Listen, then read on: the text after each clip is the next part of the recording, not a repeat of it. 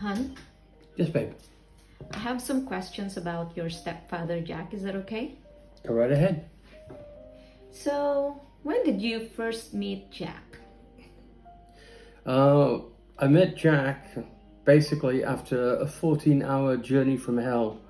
We were travelling from Middlesbrough in north of Yorkshire. It was meant to be a very simple bus ride from Middlesbrough. It was going to pass through Reading, and then we were going to get on a local bus from Reading to Basingstoke.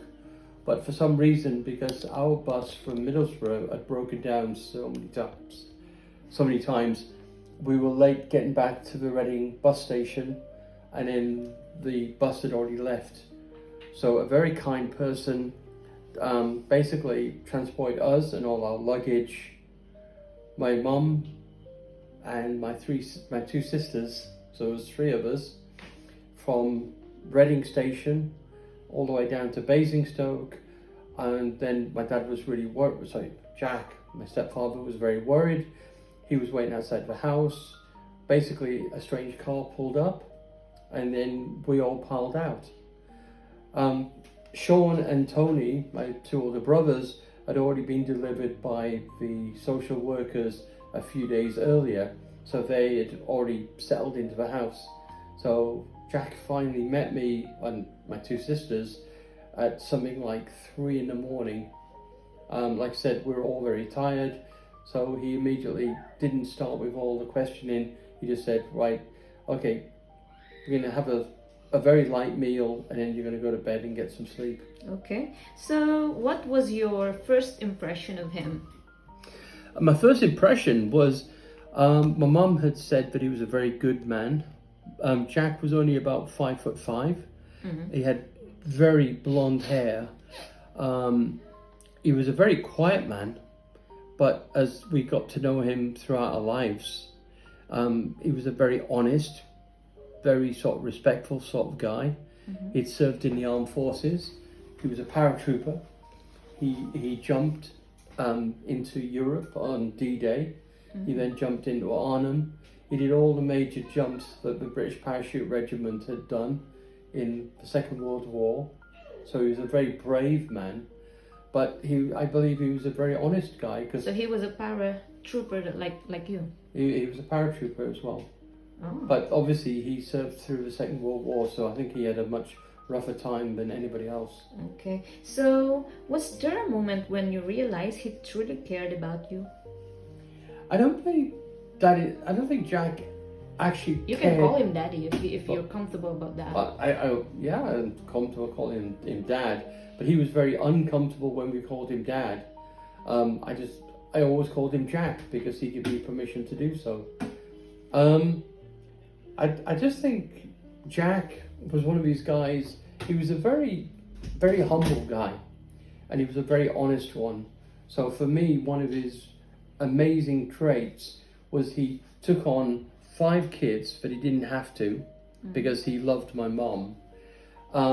He was very disappointed with Sean and Tony, my 2 eldest brothers, and there was times when Sharon and Michelle disappointed him, but he kept on looking at me as though I went through school, I kept my nose clean, I went in the forces, I basically became a soldier, and he respected that.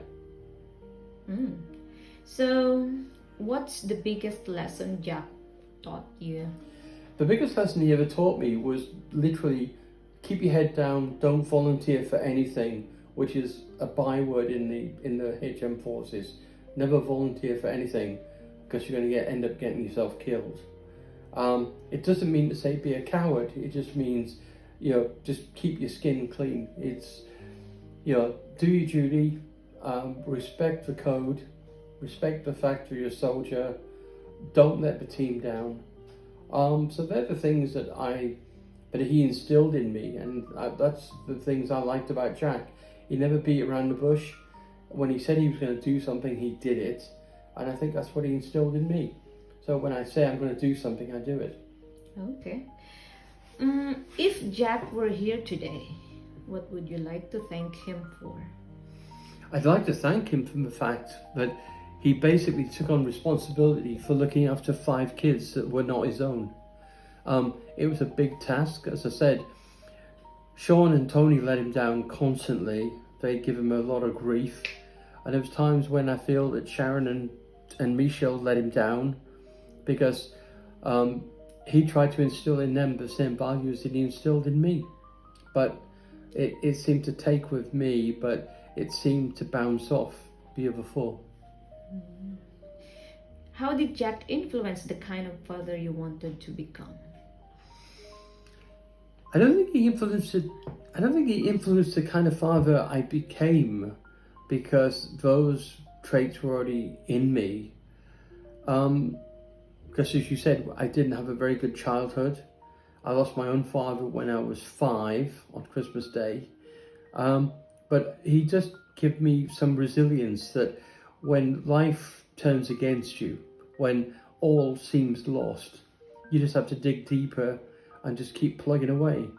And that's why I always try my best to make sure that my daughter, Serena, has the best life possible. Even if it means going without things myself, I'll always make sure that you and my daughter has the best possible start in life. So if Jack were here today, do you have a message for him? If Jack was here today, I would just say to thank him. I'd thank him from the bottom of my heart, because he didn't abandon my mum.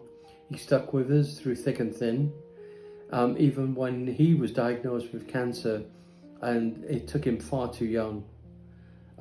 He stayed true to the core. He basically looked after mum the best way he could, and he looked after her 5 kids the best he could. As I said, some of his kids, some of mum's kids, some of my brothers and sisters treated him appallingly badly.